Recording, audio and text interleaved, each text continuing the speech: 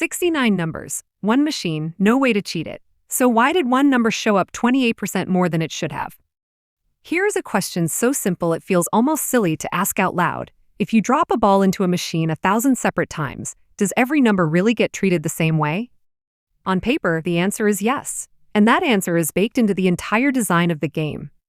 Picture the machine itself, 69 white balls, each stamped with its own number, tumbling inside a clear chamber. They are not stirred by hand or dropped in some rigged order. They are lifted and mixed by streams of pressurized air, chaotic and blind. When the draw happens, it happens live, on camera, in front of witnesses, with outside auditors checking the equipment in the process afterward. There is no lever backstage, no favored slot, no way for a single number to earn itself an edge over the other 68. That is the whole promise of the system. Pure, undirected randomness, drawing after drawing, with nothing thumbing the scale. So when we set out to check that promise, we were not expecting to uncover anything unusual at all. We wanted a plain, boring confirmation that the machine does exactly what it claims to do, nothing more. To test it properly, we went back and pulled every single Powerball drawing on record from July of 2019 through August of 2026. That stretch covers 1,000 separate drawings, spanning years of holidays, headlines, and ordinary Wednesday nights. Each of those drawings produces 5 winning numbers, drawn one after another from that same air mix chamber. 1,000 drawings times 5 numbers each comes out to 5,000 individual number pulls in total. We did not trust a shortcut or a summary chart pulled from somewhere else online. Instead, we counted by hand, drawing by drawing, number by number, logging every single appearance as it happened. It was slow, repetitive work, the kind of task built for catching an anomaly rather than chasing an exciting headline. According to reports on how these machines are certified, the odds for any one number should stay essentially flat over that many trials. So the expectation going in was simple, a tidy, even spread, with 69 numbers landing close to the same modest count. 5,000 pulls, 69 numbers, one honest tally, and a question waiting quietly underneath all of it. What that tally actually showed, once the math got involved, turned out to be far less boring than anyone expected. Start with the part nobody argues about, because the arithmetic here is almost embarrassingly plain. 69 numbered balls, 5 drawn each night, 1,000 drawings logged end to end without a single gap. Multiply it out, and one figure falls straight out of the calculator. No modeling required, no assumptions hidden inside it. Every number treated fairly by a fair machine should land somewhere close to 72 or 73 appearances. Not a guess, not a target anyone set on purpose, just what plain division predicts when chance is allowed to run its course. So the tally was checked against that number, one by one, 69 separate rows on a spreadsheet nobody expected to be interesting.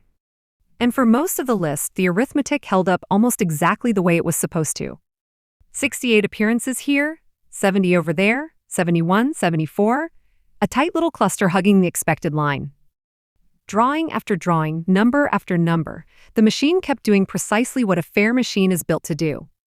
It's the kind of result that barely earns a second glance, which, according to reports, is exactly what a healthy random system should look like.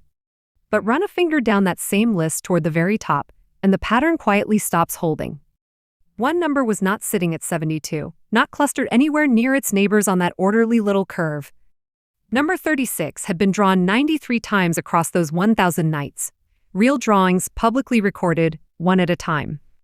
Set that beside the 72 or 73 everyone else settled near, and the distance stops looking small.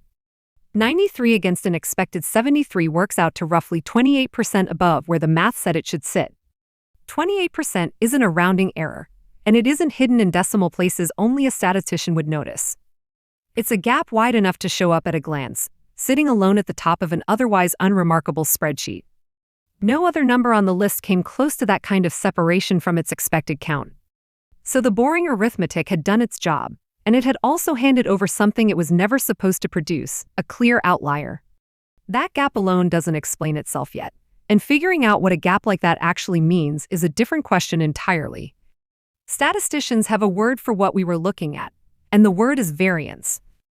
Variance simply means that any random process, run enough times, will always produce results that drift above average and below it, clustering rather than spreading out evenly. That drifting is not a flaw in the system. It is what randomness actually looks like once you zoom in close enough to see the texture underneath. To test that idea, imagine flipping an ordinary coin 1,000 times and writing down every single result in order.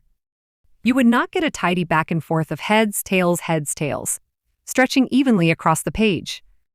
Instead, you would see streaks, 5 heads in a row here, 4 tails in a row there, clumps that look almost deliberate. None of those streaks would mean the coin had a favorite side. They would simply mean chance had bunched up the way chance tends to do. Powerball's 5 white balls behave the same way, drawing after drawing, machine after machine, year after year. So does that mean number 36 is somehow special?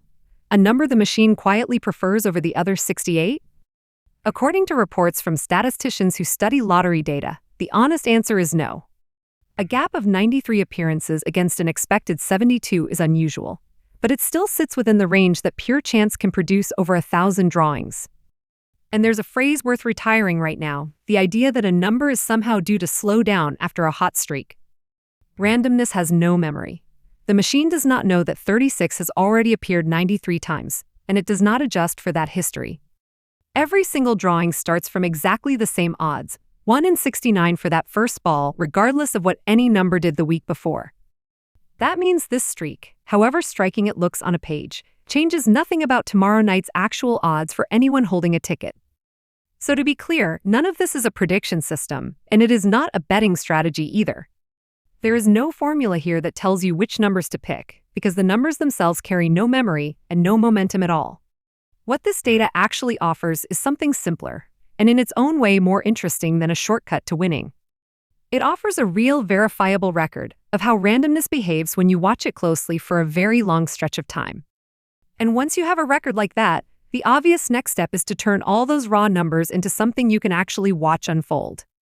Think about the leaderboards we already watch without a second thought.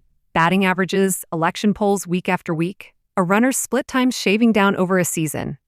None of those numbers predict the future either, yet we track them closely because watching a pattern hold steady is satisfying in its own right. That instinct is exactly what turned 1,000 drawings of raw digits into something worth building a page around. According to reports, the idea behind the tracker was simple. Take the count for number 36, publish it, and update it the moment a new drawing posts. No hidden formula, no members-only picks, just the running tally sitting in plain view for anyone who wants to check the math themselves. Every entry traces back to an official drawing result, so the record isn't curated after the fact to make a better story. That matters, because the moment you start trimming inconvenient data points, you've stopped tracking randomness and started manufacturing a pattern. So the rule was strict from day one. Every drawing counts, whether it pads the streak or breaks it.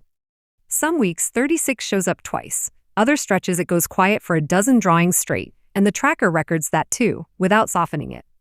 That honesty is what separates a real scoreboard from a marketing gimmick dressed up as one. And it needs repeating plainly. Nothing here changes the odds of tomorrow's drawing. Each new draw is its own independent event. 69 balls, 5 drawn at random, with no memory of what came before. The tracker isn't a forecast tool, and it was never built to suggest one number is luckier to bet on than another. What it offers instead is a window into how streaks actually form, second by second, drawing by drawing, in a system that has no intention behind it at all. There's something almost meditative about watching a number rack up appearances for reasons that boil down to pure chance. It scratches the same itch as scoreboards in sports. We can't influence. We watch, we notice, we wonder, even knowing the outcome was already decided by physics. Maybe that's the real reason a page like this holds attention, drawing after drawing, season after season. Not because it promises an edge, but because it lets ordinary people watch randomness behave in real time, with nothing hidden and nothing dressed up. 93 appearances out of 1,000 drawings is just a number, and yet numbers like that are what keep people leaning in. If a story about pure chance managed to hold your attention this long, consider sticking around, because there's a quiet kind of curiosity worth feeding here. The odds never changed, but the story behind one stubborn number just might.